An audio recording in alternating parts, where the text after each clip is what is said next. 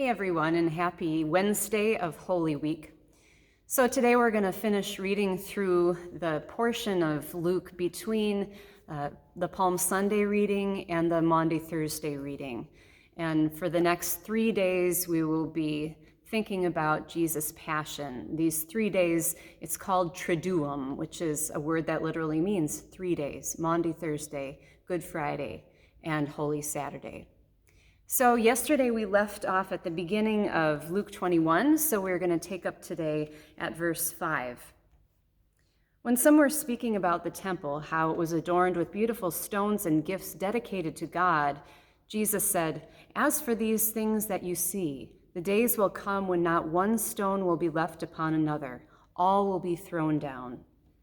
They asked him, "Teacher, when will this be? And what will be the sign that this is about to take place?" And Jesus said, "Beware that you are not led astray, for many will come in my name and say, 'I am he,' and 'the time is near.' Do not go after them." So most of the rest of this chapter is a lot about these prophecies that Jesus has, the things that he says people take as meaning the end of time, that Jesus is prophesying the end of time. But this passage here, talking about looking at the temple and the stones being thrown down, that actually was something that would happen within that century, around the year 70 AD. The temple was destroyed. Much of Jerusalem was destroyed, and never to be rebuilt again. So there are some practical, present time, biblical time, things that happen that Jesus is prophesying that we might also interpret in other ways, thinking as things that might happen again. So going on, when you hear of wars and insurrections, do not be terrified, for these things must take place first, but the end will not follow immediately. Then he said to them, "Nation will rise against nation, and kingdom against kingdom. There will be earthquakes, and in various places famines and plagues, and there will be dreadful portents and great signs from heaven.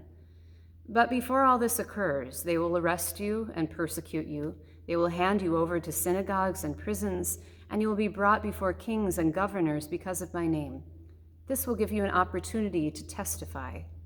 So make up your minds not to prepare your defense in advance, for I will give you words and a wisdom that none of your opponents will be able to withstand or contradict.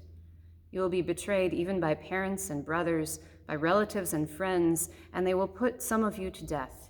You will be hated by all because of my name, but not a hair of your head will perish. By your endurance, you will gain your souls."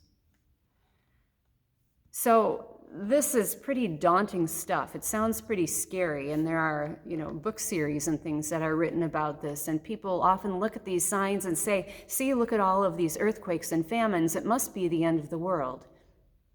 But these kinds of things have happened all throughout history.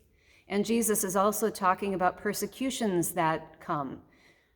Well, the people following him in those decades after his death and resurrection would experience these very things. They would experience great persecution by people because of their faith.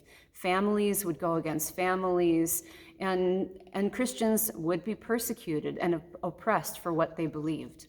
These words can also apply in other times throughout history, but it's something that we need to remember, that Jesus was talking to people who were going to experience these very things after his death and resurrection.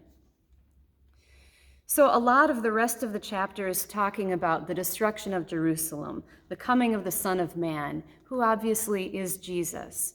And then he tells the lesson of the fig tree. Verse 29, he told them a parable. "Look at the fig tree and all the trees. As soon as they sprout leaves, you can see for yourselves and know that summer is already near. So also, when you see these things taking place, you know that the kingdom of God is near.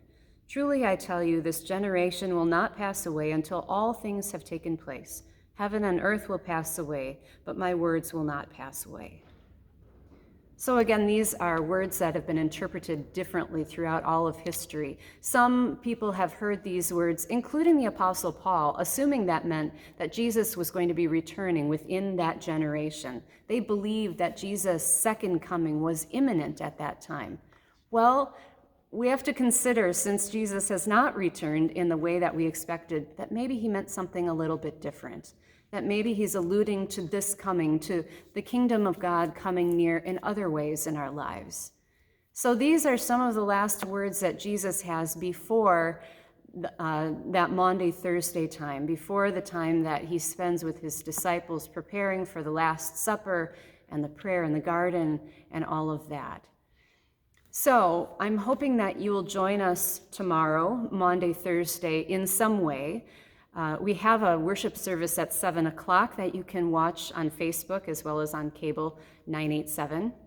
But we also, for those of you who didn't sign up to come in person but would like to be here in some way, we're doing a time of meditation and reflection from 4 o'clock until 6:30 tomorrow evening, Thursday evening, that you can just come whenever you like, spend some time here.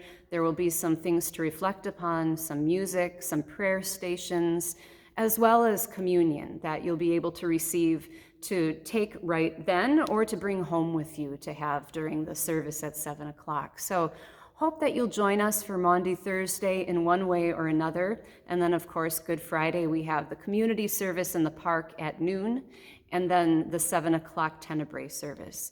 So have a blessed rest of your week, and hope that in new ways this year you can appreciate the Triduum,